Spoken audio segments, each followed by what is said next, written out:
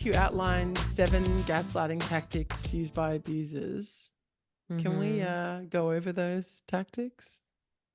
Sure. You want to unpack them all? I might have to pull my book out. Well, maybe we could. I know we might run out of time here, but maybe we could just do an overview of each one. What do you think? Or you tell me what you think is the most important or common for us Well, I think to one of the consider. things that's really good to remember with those, and I'm going to disclose, those 7 are 7 of many Right. examples. Truly, there are so many different ways that someone can gaslight. But a couple that I did outline, just to kind of hit a couple that I don't think we've talked about yet, Mm-hmm. because we have talked about quite a few. We talked about denial, Mm-hmm. talked about withholding, so withholding information, blame, like displacing blame, not being willing to take responsibility, Mm-hmm. trivializing. That's one that I don't think we've touched on, that I think can be a little bit more difficult to pinpoint.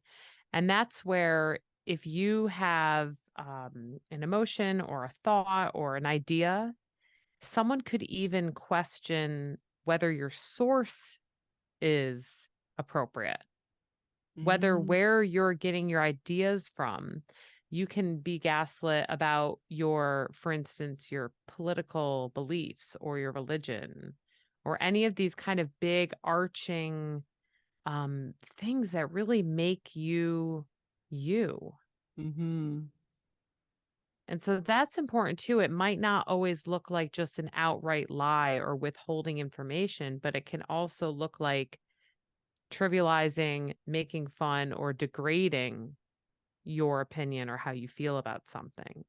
And I think that's when it's a little trickier to identify.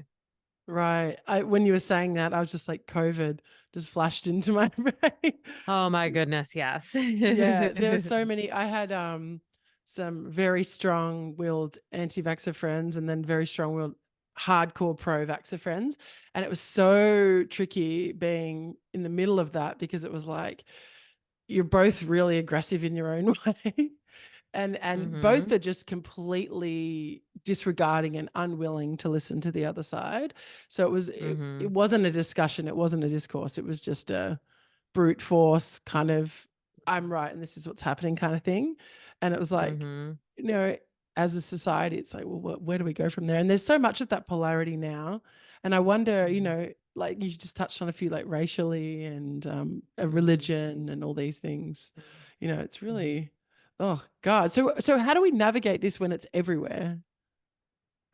Well, I think one of the big things you had said a little bit earlier, you were mentioning sometimes I just don't have the energy or the desire to, kind of contradict someone. Mm, I think it's important that we as a society learn how to compassionately and empathetically be more disagreeable. Being disagreeable is okay. Having your own individual emotional identity and ideas should be encouraged. And so mm-hmm, I think if we lean into a little bit more willingness to say what we prefer versus don't prefer, and understand that being people pleasing or agreeable and having a lack of boundaries makes us much more susceptible to different forms of gaslighting. And you said, I love that you brought up society, because in essence, when we talk about the polarity with COVID, anti versus pro vax, mm-hmm. I didn't hear that your friends were gaslighting each other, but I would really beg to differ that both of them, those 2 groups, were probably being gaslit on a societal level through news, through media, through messaging that they're receiving. Mm-hmm. So sometimes being really aware, are you listening to only one side of a story, or are you speaking with someone, or digesting information that's more holistic and gives you different angles is very important.